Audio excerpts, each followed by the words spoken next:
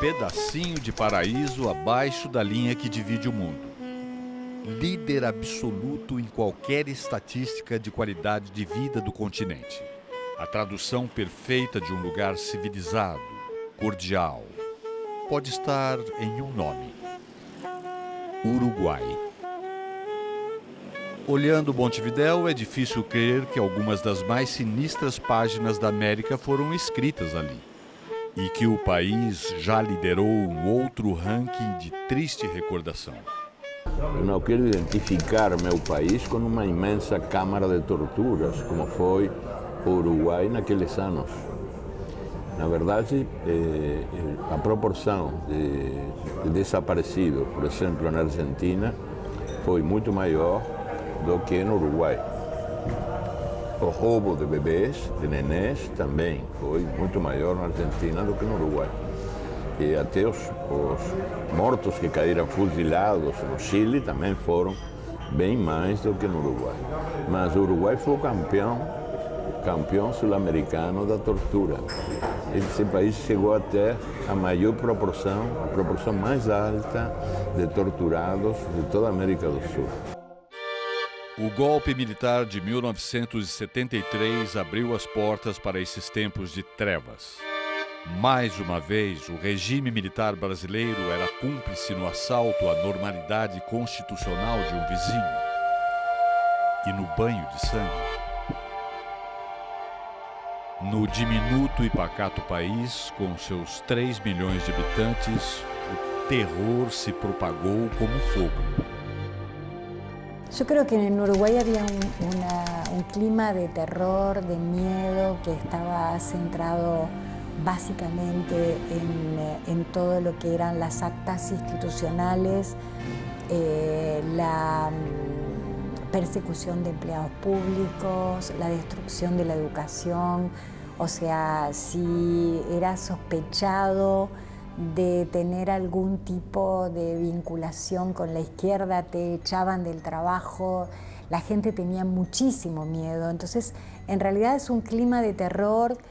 Esta es una sociedad pequeña, entonces un clima de terror y la tortura sistemática y la cárcel prolongada tiene un efecto sobre el conjunto de la población, porque en realidad la mayoría de la gente tenía un familiar preso, un conocido, un vecino, una vecina.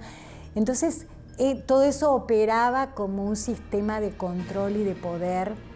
En teoría, segundo os militares donos do poder naqueles anos, a tortura servia para arrancar informações que eram fundamentais na luta contra a subversão, ou contra o que eles chamavam de subversão, que era, na realidade, o legítimo direito do povo a se rebelar contra um poder autoritário que não tinha nascido de eleições livres, limpas, que era fruto de um golpe de Estado, ou de vários golpes de Estado. E então, aí a tortura demonstrou uma considerável eficácia para semear o medo, como uma máquina de produzir medo. A tortura não era útil para multiplicar a informação. Não, mentira, mas era útil para multiplicar o medo. La impunidad se sostiene porque hay un sistema de impunidad, porque la impunidad no es algo individual, ¿no? Es decir, es algo colectivo. Entonces, existe impunidad y ellos pueden mentir descaradamente justamente porque están protegidos por ese sistema de impunidad. Porque também uma chave do sucesso da tortura e do crime é que tem que ser, estão obrigados a ser indiscriminados. Se só fossem alvos ou salvos os militantes revolucionários, caras que têm intenções de mudanças radicais da sociedade, guerreiros da luta contra a injustiça, aí a tortura e o crime já não são eficientes. Para ser eficientes, tem que atacar a qualquer um e em qualquer lugar. Aí é que o medo pode ser semeado, o pânico. Eu posso ser a vítima da manhã. O relato a seguir é definitivo para entendermos o legado de uma era de terror. Eu me lembro que eu, estando no exílio, na Catalunha, na Espanha, eu recebia muitas cartas anônimas que não tinha remetente, por razões óbvias.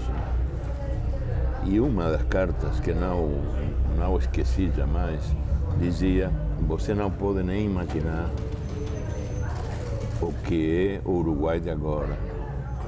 Essa é a capital do medo. É incrível, Eduardo, é terrível. Estamos obrigados a mentir ou a calar. Ou você cala a boca ou você mente. E então a mentira se está convertindo na linguagem cotidiana de todo mundo. Porque ninguém pode dizer o que de verdade pensa. Nesse reino da mentira, a tortura desempenhou um papel fundamental. E uma das cartas dizia: se acostumar a viver mentindo é muito difícil, é muito duro. Mas bem pior do que mentir é ensinar a mentir. E eu tenho 3 filhos. Eu nunca esqueci essa carta, que é o resumo melhor do que foi aquele período no meu país. Às vezes, as coisas mais simples, uma carta anônima, breve, brevíssima, continha tudo que você queira saber o que foi aquela época horrorosa. Yo tengo 2 hijos, mi hijo tiene 41 años y recién el año pasado por primera vez pudo hablar en público del secuestro. Él era un niño, tenía 8 años, vivió una experiencia sumamente traumática que le afectó su vida por muchos años. Alastrava-se o medo. Torturava-se indiscriminadamente. Vidas no auge se perdiam. Seguindo o receituário de todas as ditaduras do continente, o futebol estava tomado por militares em seus postos chaves. Y el fútbol era un lugar de pasión. Mucho más cuando la política, la otra pasión uruguaya, estaba recortada, casi hasta la extinción. Entonces, los militares estuvieron muy cerca del fútbol. Incluso, en más de una oportunidad, hubo militares dirigiendo la Asociación Uruguaya de Fútbol. Y hubo militares que se entreveraban en lugares claves de la organización del fútbol del interior. Estaban muy cerca del fútbol. Y a veces amagaron incluso con intervenir el fútbol. No fue una época particularmente gloriosa. Ellos llevaron adelante una política muy represiva que en un país pequeño y en un país con mucha red gregaria les daba un enorme poder de represión casi totalitaria, más allá de las dificultades conceptuales de la palabra. Es decir, ellos, por ejemplo, vetaban personas de izquierda en las elecciones de clubes de barrio. Intervenían en elecciones de los clubes de primera división y en general, lograban desafectar de cualquier posibilidad de estar en una dirigencia a una figura que hubiera tenido algún rol en la izquierda. Nesse cenário de chumbo, ocorre uma improvável página de resistência. Uma das mais belas e pouco conhecidas histórias do futebol. O título nacional do Defensor Sporting Clube, em 1976. A partir del año 75 y hasta el año 78-79, la dictadura que se había iniciado en el año 73, a partir de esos años lleva la práctica del terrorismo de Estado a sus niveles más profundos. En el marco de la Operación Cóndor, la desaparición forzada, la tortura, la detención, el Uruguay llegó a tener, el récord de detenidos políticos por población. En el año 76 estaba en pleno curso la Operación Cóndor. Es en ese contexto que se ubica la aventura de Defensor.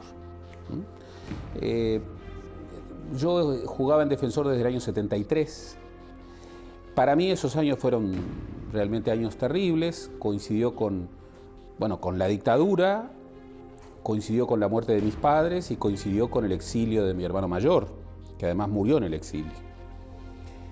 Y realmente la experiencia de jugar en Defensor en aquellos años fue para mí un oasis, ¿no? Era realmente un oasis en medio de una situación tan conflictiva, tan negadora de la libertad. Entonces no tenía la cabeza para estar pensando, imagínate tú a los 14, 15 años estar pensando en todas las cosas que están sucediendo.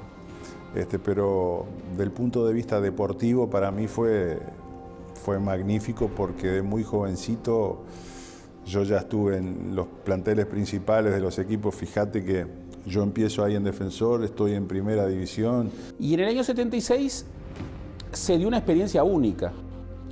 Desde la inauguración del profesionalismo en el Uruguay, el campeonato uruguayo siempre había sido ganado por Peñarol y Nacional. Y en el año 76 retorna a la dirección técnica de Defensor José Ricardo de León, el profesor José Ricardo de León.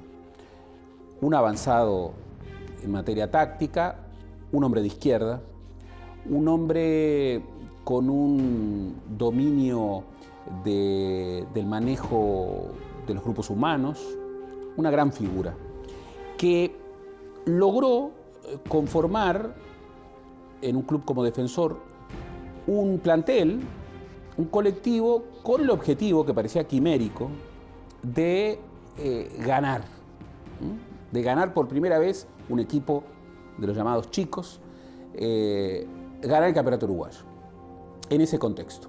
Era un entrenador que en su momento como que revolucionó aquí el fútbol y hizo algo que en Uruguay nunca se había hecho, porque toda la vida el fútbol uruguayo se caracterizó por zonas muy cerradas defensivamente y jugar de contragolpe. Y él aquí vino con algo totalmente novedoso y Defensor salía y hacía el pressing en la salida del equipo contrario. Y el equipo, la defensa estaba plantada en la mitad de la cancha y te presionaba en todos lados.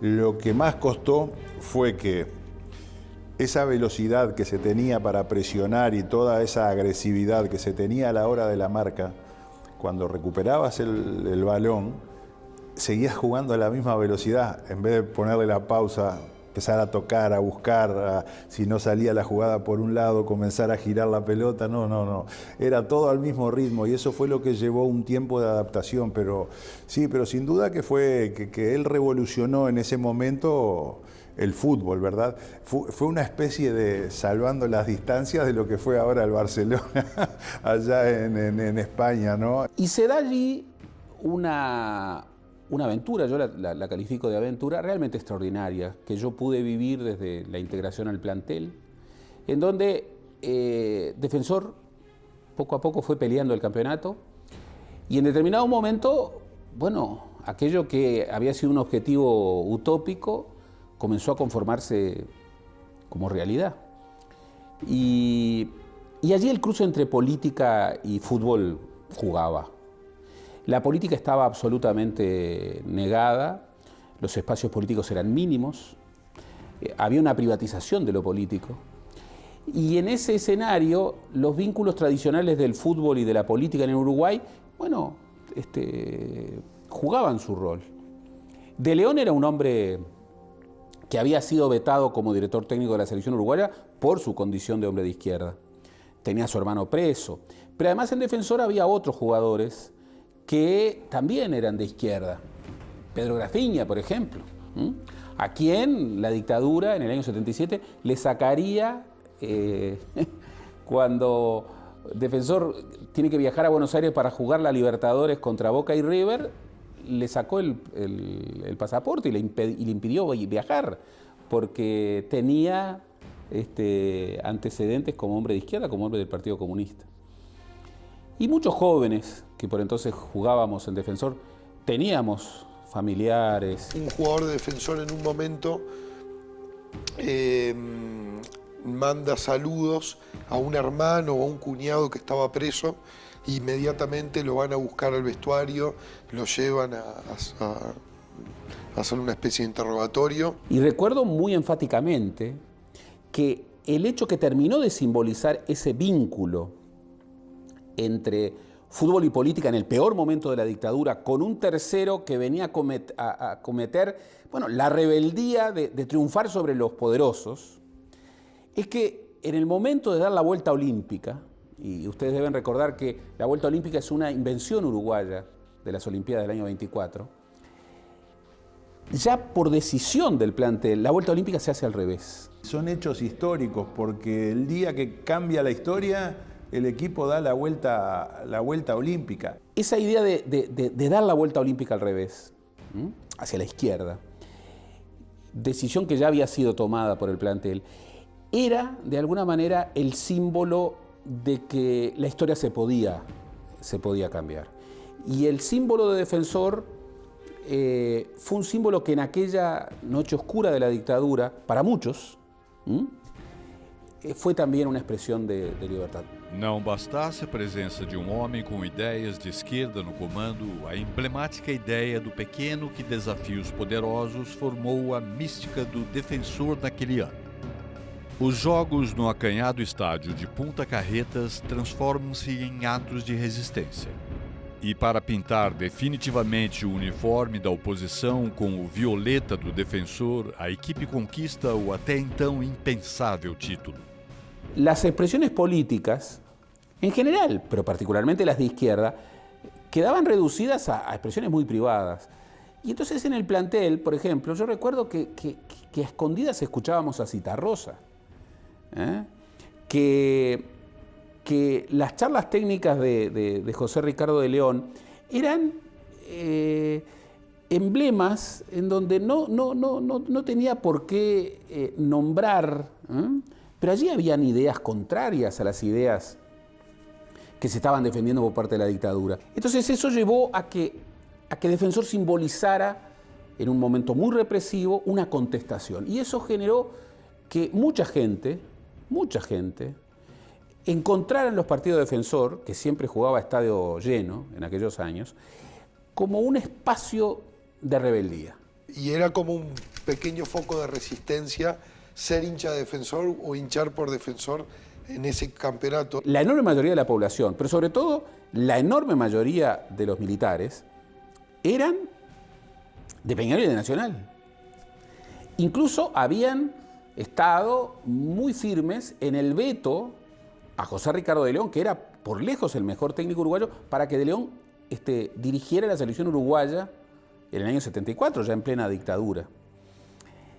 En ese contexto, se presumía de que en Defensor había gente de izquierda. Pero si faltaba algo para confirmar eso, que era una idea general, bueno, un compañero de los juveniles que en el segundo partido jugó de titular, le llamaban gol y medio porque le habían hecho un penal y había hecho un gol. Cuando lo reportean después del partido, le dedica el gol a su hermano y a sus compañeros de Libertad. Eso le creó a Julio Filippini problemas.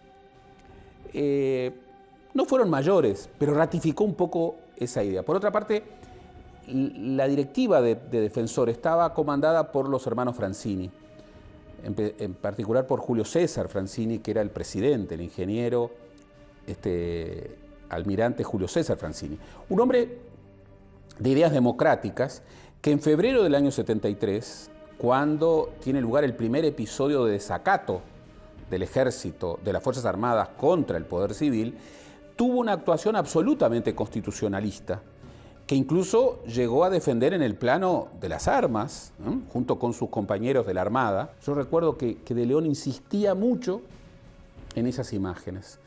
Defensor es la rebeldía. Y para todos nosotros, algunos lo traducíamos ideológicamente, otros no, pero todos podíamos encontrarnos en esa idea de que de alguna manera estábamos torciendo una historia y estábamos generando una señal de rebeldía. A rebeldia do Defensor teve seu preço. Em diferentes momentos, os personagens daquela saga foram perseguidos e penalizados pela ditadura, mas sobreviveram ao tempo e vivem na mística da camisa violeta. Yo he podido ver los archivos represivos de la Dirección Nacional de Información e Inteligencia, de la Policía de Montevideo. Y bueno, ahí hay rastros en donde se observa que la actitud represora es una actitud que no solamente está en el campo de la actividad política, de la actividad sindical, los huecos que había, sino que hay seguimientos a instituciones y que más de una vez las instituciones deportivas o sociales eran seguidas. Yo, por ejemplo, fue allí en donde identifiqué la acción de la DNI en ocasión del retiro del pasaporte a Pedro Grafiña. Pedro Grafiña no pudo viajar. Imagínate lo que eso significa. Defensor era el campeón uruguayo, estaba viajando a Buenos Aires para jugar con Boca y River, y un jugador fundamental, titular, le impiden viajar y le retiran el pasaporte. Bueno, eso estaba cuando ha salido campeón en democracia, ha vuelto a dar la vuelta olímpica al revés. Lo cual es expresión de una tradición. Las tradiciones también son inventadas, como diría Hobsbawm. Y el invento extraordinario de esa tradición, que tanto tenía que ver con un grupo y sobre todo con un maestro que en un momento determinado inspiró una aventura deportiva, pero que tenía que ver tanto con la respuesta a un momento muy duro de la historia uruguaya. O ano do título do Defensor foi particularmente duro para os uruguaios. O golpe militar argentino inaugurou uma caçada humana aos exilados que haviam deixado o Uruguai em 1973. Dezenas de repressores uruguaios se deslocaram para o país vizinho, numa das mais efetivas ações da Operação Condor. Numa pacata rua de Buenos Aires se instalou um centro de terror. Disfarçada de oficina, recebeu dezenas de uruguaios. Os gritos dos torturados eram abafados pelo barulho do trem que até hoje passa por ali. Dispensando o capuz e o pudor de ser reconhecido, o coronel uruguaio Manuel Cordeiro reencontrava na capital portenha algumas de suas vítimas em prisões uruguaias. Dezenas saíram para os voos da morte, jogadas no Rio da Prata para nunca mais voltar. Dali também saíram crianças filhos de uruguaios como Mariana Zaffaroni e Mariana Guelman, distribuídas como butim de guerra. Macarena, ou da Zaffaroni, Mariana também, de muitos mais, são como metáforas perfeitas do que foi, na verdade, o período da ditadura para muitas pessoas que não conseguiam explicar o que acontecia dentro delas e que tempos depois podem começar a se reinventar e a ver como que se arma esse quebra-cabeças, assim, os pedacinhos da memória rota, da memória quebrada, né? Diante da contrassenha Sésamo, a porta metálica da oficina Orlete se abria. Entre chassis e motores de fachada, torturadores argentinos, uruguaios, chilenos e brasileiros se dedicavam com precisão de linha de montagem ao genocídio. Foi a face mais visível da Operação Condor, a multinacional do terror. Foi o único mercado comum que funcionou bem até agora. Aquele outro mercado comum foi um mercado comum do terror, o mercado comum da morte, e funcionou com eficácia militar.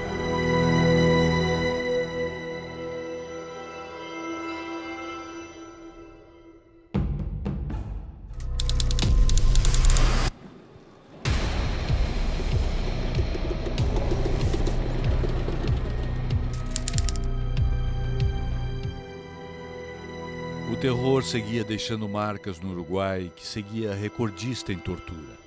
Convictos e orgulhosos com a obra em curso, os militares decidem exibir sua força no ano de 1980. Um plebiscito entre o sim e o não para legitimar o governo nascido do golpe. E um mês depois, um mundialito de futebol para ostentar ao mundo a vitória e o poder. com direito à presença dos países campeões do mundo de todos os tempos. Se arma esta Copa de Campeones del Mundo, sucede que existe un plebiscito, que se iba a votar por el sí y el no a la continuación de la dictadura. Entonces, la relación se dio prácticamente sola. Una cosa sucede en noviembre y la otra en diciembre.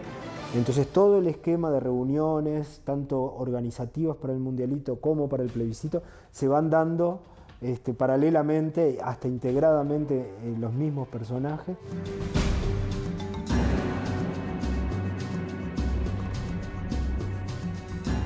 Es un fenómeno muy interesante, ¿no?, el que sucede en ese momento en Uruguay, porque sí había mucho miedo y sí había una sociedad controlada, básicamente por el mecanismo de la tortura y del terror, pero también una sociedad que preservaba sus valores democráticos en el ámbito doméstico.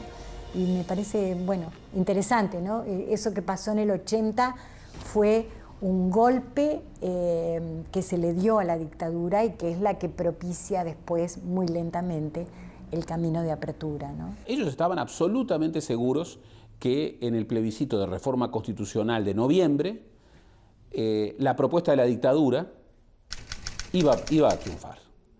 Y luego, el Mundialito se celebraba finales de diciembre, comienzos de enero. Los tiempos daban perfecto para que, bueno, el Uruguay se reintegrara al mundo mostrando un país nuevo, un país que le había dicho sí al nuevo régimen. Ellos hablaban de la nueva república, que de república no tenía nada, vinculado con un gran acto deportivo que, por otra parte, registraba la idea de un Uruguay que volvía a estar entre los campeones y que eventualmente podía llegar a ganar. Y timing, porque deberían haber hecho antes el Mundialito. Y después el plebiscito. Es otra cosa que es increíble que lo hayan hecho de esa manera. Los militares no se lo esperaban, porque también es cierto de que el terror convence a la gente de que es legítima su poder. Y en realidad su poder es un poder que está construido solo sobre la base del terror. Si el terror no existe, el poder no existe. Y creo que eso le pasó a la dictadura uruguaya, ¿no? Que ellos se enfrentaron en 1980 en el plebiscito, cuando quisieron reformar la Constitución para legitimar la dictadura, que no encontraron el apoyo de la ciudadanía, ¿no? Entonces creo que a partir de ahí la gente empezó a perder el miedo y empezó a salir a la calle y a manifestarse de alguna manera, que después en el año 83 termina iniciando el proceso de apertura democrática, ¿no? Información oficial proporcionada del Ministerio del Interior a la hora 1:15, la diferencia a favor del no es de 183.540. Perdido o plebiscito contra todos os prognósticos da ditadura, era preciso capitalizar as vitórias do Mundialito. Todas as promessas possíveis são feitas aos jogadores. Yo creo que podían haber parado el Mundialito, pero era tan poco los que le quedaba entre que perdieron el plebiscito y el Mundialito que no les daba para nada, no les dio para frenarlo. Había 1.300 periodistas acreditados. Y yo veía que primero nos ofrecieron un premio por ganar el campeonato. Y un par de cosas que nosotros habíamos pedido, ellos nos daban. Y yo era de los más jóvenes, entonces recuerdo que agarro. Le digo a Rodolfo Rodríguez, Rodolfo, que era el capitán, le digo a Rodolfo. Y al Cascarilla Morales, que jugaba por la punta. Cascarilla Morales fue jugador de la selección de Uruguay, jugó en Nacional, campeón de América y del mundo, que era el más grande de todo el plantel. Le digo, estos nos dan todo lo que nosotros pedimos. Le digo, me dice, vamos a pedirle más plata, más grande. Y sí, vamos, le pedimos más plata. Sí. Entonces se me ocurre, le digo, vamos a pedirle más. Le digo, vamos a pedirle que no todo es la plata, que queremos tener otra cosa, algo que nos quede y que nosotros lo miremos y esto nos quedó del Mundialito, de la Copa de Oro. Entonces les pedimos un auto para cada uno, un carro para cada uno. Y bueno, dijeron que lo iban a estudiar. Nós tínhamos todos, realmente lo que nós pedíamos, nós tínhamos. Teníamos pasaporte para todo. No, podíamos hacer cualquier cosa, ¿no? En esos 10, 12, 15 días que duró o Mundialito, acho que o povo esqueceu muita coisa. Para mí estou conforme, fico feliz de poder ter colaborado isso aí. Vos ibas al estadio, el estadio lotado, así lleno. Entonces, todo el mundo, Uruguay, te queremos ver campeón. Afuera subía el combustible, subían los alimentos, nada, y estaba todo el mundo con la cabeza Uruguay, estaba todo el mundo distraído en lo que estábamos haciendo nosotros. Y por fuera la cosa estaba difícil, ¿viste? Entonces era lo que yo decía, en ese momento fuimos como unos payasos de lujo. Aqui um monte de pessoas questiona que o Mundialito foi inventado para distrair o povo, mas eu prefiro, como já falei, é preferível isso aí que outra coisa, entendeu? Payasos de lujo, entonces claro, que se pongan.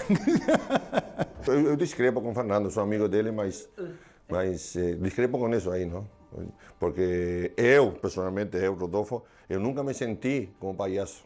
Se eu tivesse me sentido como payaso, não estava lá, certeza. Isso. Que me conheceu e me conhece agora, sabe que eu não me prestaria para esse tipo de coisa. Eu, e sei que um monte de colegas meus também não. Nós estávamos aí para ganhar, era nosso trabalho, entendeu? E ninguém botou para dentro do plantel ideais políticos, não existia, entendeu? E se alguém se sentiu usado, o fato de ficar, você está sendo cúmplice de uma coisa que não vai com sua maneira de pensar. ¿No? Yo estaba en la banca, la final contra Brasil. 1-0, gol de Uruguay. Creo que fue el primer gol, fue de Barrios, me parece. Bueno, entonces yo estaba sentado al lado de Máspoli, de Roque, que dicho sea de paso, después fue técnico mío en Peñarol, fue como un padre para mí, un tipo excepcional. Y yo estaba sentado al lado de él porque Roque tenía una voz muy ronca, entonces le costaba gritar. Entonces cualquier cosa él me decía a mí, yo me paraba y gritaba. Yo con mi voz gruesa y todo eso, yo gritaba para la cancha. Entonces 1-0 Uruguay, 1-0 Uruguay, 1-0 Uruguay. De repente yo miro así y veo salir por el túnel en el estadio un tipo, un militar. Todo era un edecán de los comandantes en jefe, todo uniformado así. O sea, estaban, porque los comandantes en jefe estaban en el pueblo de las tres armas, de la naval, de la Fuerza Aérea y del Ejército, estaban ahí. Entonces se acerca y viene y me dice,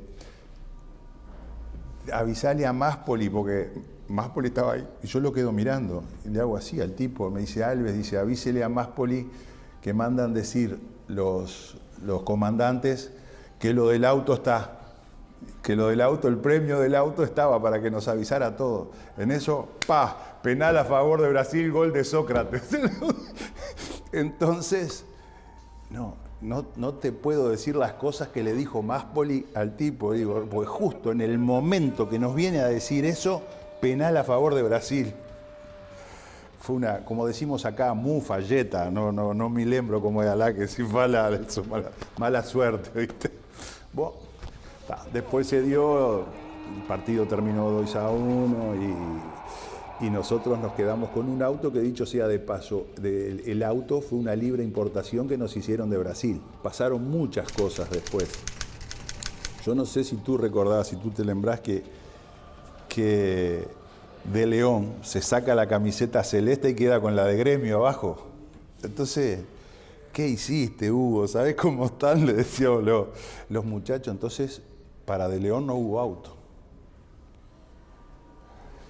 Entonces, como los comandantes en jefe se enojaron con Hugo de León, por eso, y dijeron que para De León no había auto porque se había sacado la camiseta de Uruguay y se había quedado con la de Gremio abajo, porque el pase de él se había hecho unos días antes para Gremio. Entonces, ¿qué hicieron para arreglar eso? No. todos los jugadores que juegan en el exterior no tienen auto. Entonces ahí entraban Hugo de León, Ariel Krasowski, que jugaba en Boca, y Jorge Siviero, que era un centrofoba que jugaba en Cobreloa de Chile. Entonces recuerdo que hicimos una comisión, 4 o 5 jugadores, y fuimos a la casa de uno de los del comandante, el capitán de navío de la Armada. Era un vicealmirante Márquez. Entonces llegamos a Punta del Este, en la casa de verano que él tenía, y nos pusimos a conversar con él. Y bueno, después que estuvimos tomando algo, nos estuvo toda la tarde hablando de fútbol y todas esas cosas, dice, bueno muchachos, bueno, yo ahora les voy a decir que no molesten más con lo de los autos, que no va a haber auto ni para De León ni para nadie de los que, dice, si yo fuera a una guerra me gustaría tener compañeros como ustedes que me defendieran, así. Pero en este caso no va a haber ningún auto, así que hasta acá llegamos y váyanse ahora porque si no se van a quedar todos sin autos. Nos dijo, y no hubo caso, no conseguimos que les dieran el auto a De León, a Ariel Krasowski y a Jorge Siviero. Como no querían decir que solo era por eso de la camiseta, liquidaron a todos los que jugaban en el exterior. Também os automóveis da premiação foram obra de um acordo entre as ditaduras. Legítimos filhotes de Condor. Fueron unos Volkswagen Passat, último modelo, aire acondicionado, 4 puertas, todo, que en ese momento, aquí en Uruguay, salían $18.000 y en la fábrica Volkswagen en Brasil salían 3.500. Entonces trajimos 22, 23 autos, uno para cada jugador, para el cuerpo técnico, para todo el mundo. Lo que hicieron fue autorizar el ingreso libre de impuestos, y a su vez no lo podíamos vender por 5 años. Nosotros no sabíamos que había existido, yo qué sé, un plan Cóndor, un plan, no sé, nosotros no teníamos idea de esas cosas.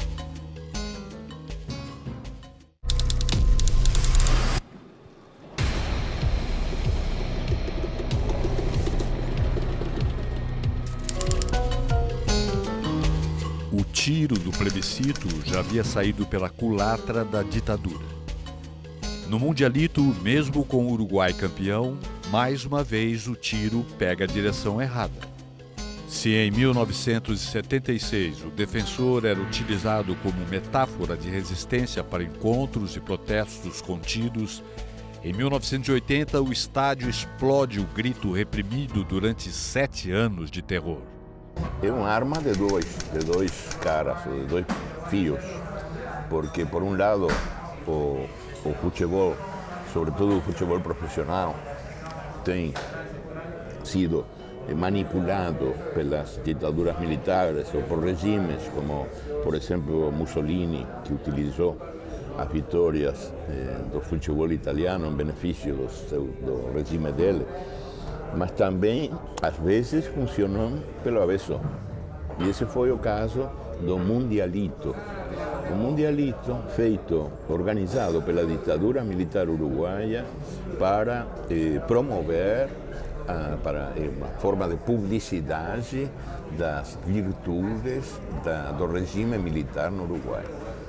Então, aqui se concertaram, aqui se congregaram, chegaram os campeões mundiais, de diversos campeonatos mundiais, para disputar o Mundialito, que era o Mundial dos Mundiais. E estava prevista a vitória uruguaia, obviamente, foi para isso que se fez.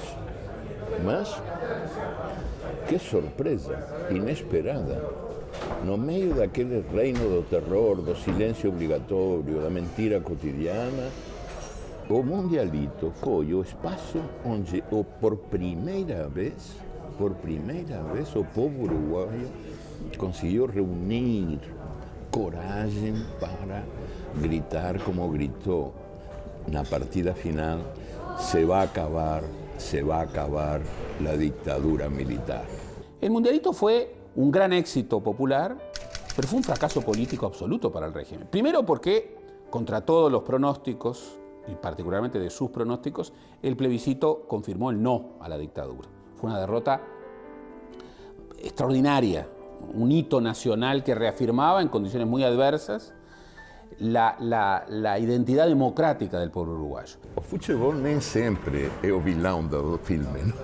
Às vezes também aqueles que pensam que podem manipulá-lo encontram que a resposta popular vai muito além do esperado, não? Como foi nesse caso.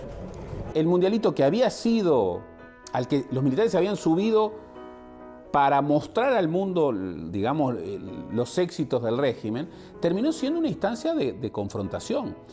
Primero, esto se puede ver cuando uno repasa la documentación de la Dirección Nacional de Inteligencia de la época, sobre todo después de la derrota del plebiscito, para ellos se prendió la luz roja de decir, bueno, esto puede llegar a ser muy duro. Y ellos transfirieron a muchos de sus agentes represores al estadio. En el estadio habían muchos agentes represores, lo que nosotros llamábamos los tiras. Y Uruguay ganó los 3 partidos, salió campeón, la final triunfa sobre Brasil. Y en ese momento, yo recuerdo, todos los planteles estaban en el estadio. Y yo recuerdo que tuve una visión y dije, terminó la dictadura. Terminó la dictadura. Porque los militares, muy rígidos, habían incorporado la idea de que cuando estuviera por terminar el partido final, las bandas militares, las bandas de música militar, entraran y comenzaran a tocar algunos himnos clásicos. Eso era un desconocimiento absoluto de la mentalidad del futbolero, porque en un momento en donde Uruguay ganaba 2-1 en los últimos minutos y realmente estaba pasando mucha zozobra porque Brasil tenía un gran equipo, Falcao, Toninho Cerezo, Junior, Sócrates. Bueno, Uruguay estaba resistiendo. No hay nada peor para un hincha pasional que alguien empiece a distraer, tocando. Bueno, entonces empezaron a silbar. Cuando empezaron a silbar, algunos ya empezaron a entonar, se va a acabar la dictadura militar. Y los militares finalmente se fueron contra una parte por fuera del campo de juego, pero bajo la idea de que ni bien terminar el partido iban a ingresar en fila tocando el himno nacional. Y así ocurrió, pero ocurrió de manera trágica. Yo estaba en la Olímpica y entraron en fila, pero la gente entró a la cancha. Y entonces la gente los empujaba, les tiraba los trombones, la gente se ensañaba en medio del júbilo deportivo, gritando se va a acabar la dictadura militar. Y los militares no sabían qué hacer hasta que a algunos se le ocurrió retirada, y se retiraron. De que en la última partida, por primera vez, el pueblo uruguayo canta juntos contra la dictadura, se va a acabar la dictadura militar. Tá? Esas cosas acontecen, el fútbol siempre de alguna manera, a veces segreda, a veces invisible, é uma caixa de surpresas, tem uma capacidade de asombro muito grande.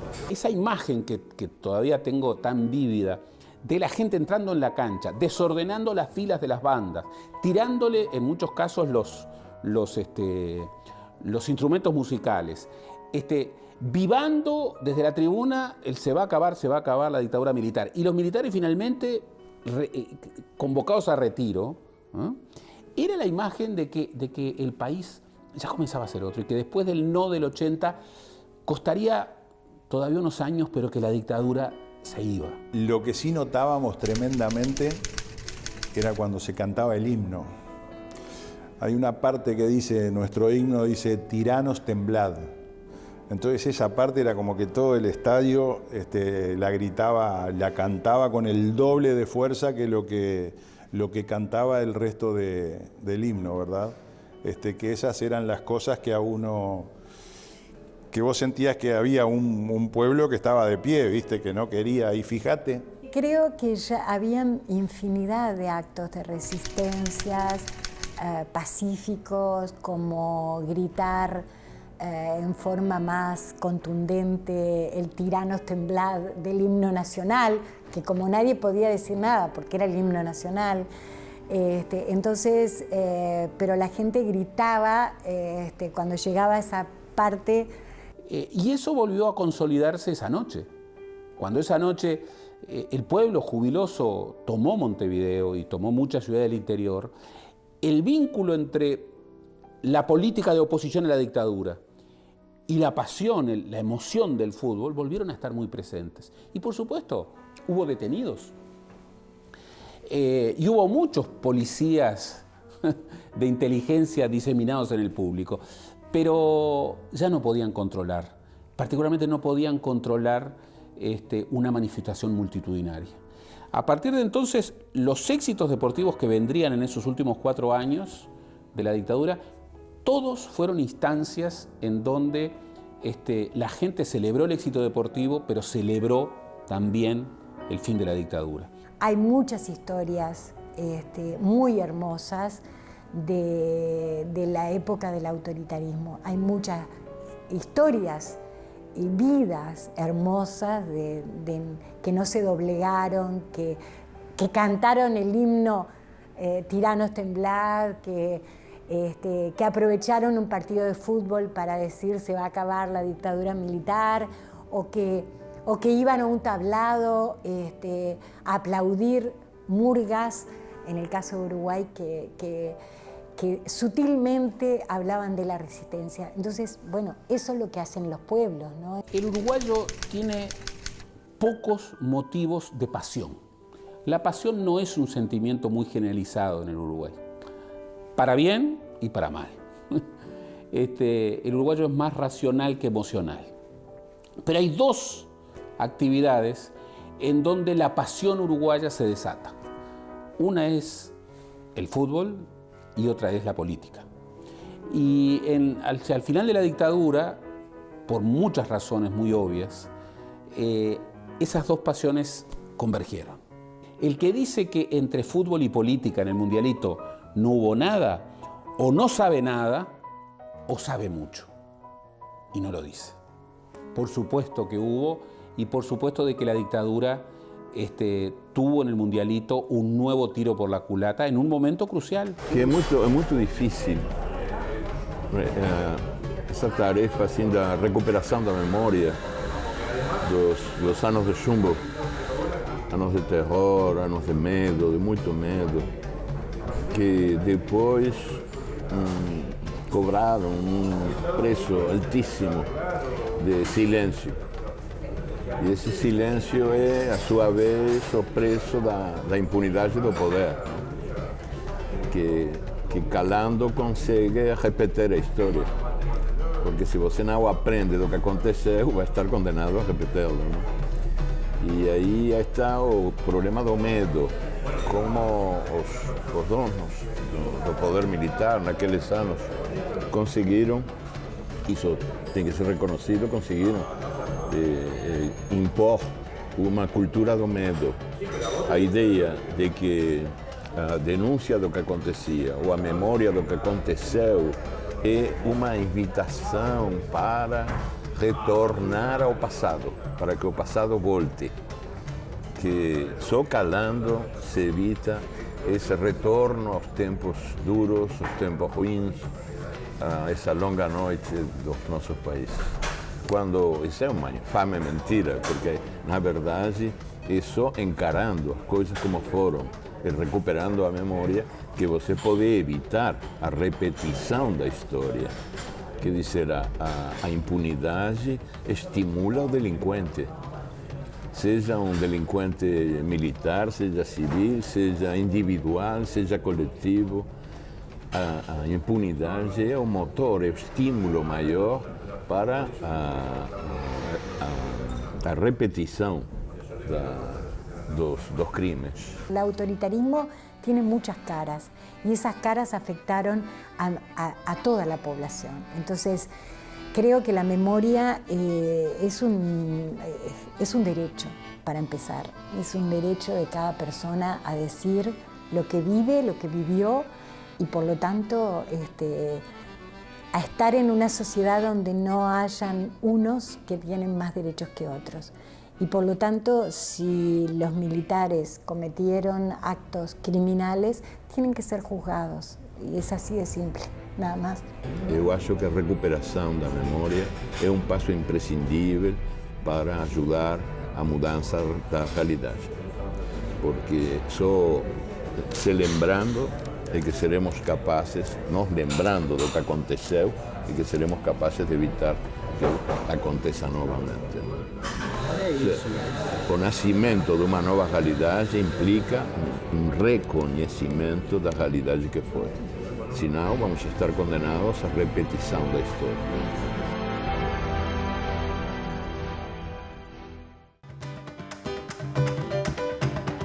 O Uruguai está em paz novamente, vivendo sua vocação de lugar civilizado, quase pacato, presente em cada esquina. A vocação igualitarista de uma sociedade cuja ideia fundadora é de um país de ricos menos ricos e pobres menos pobres.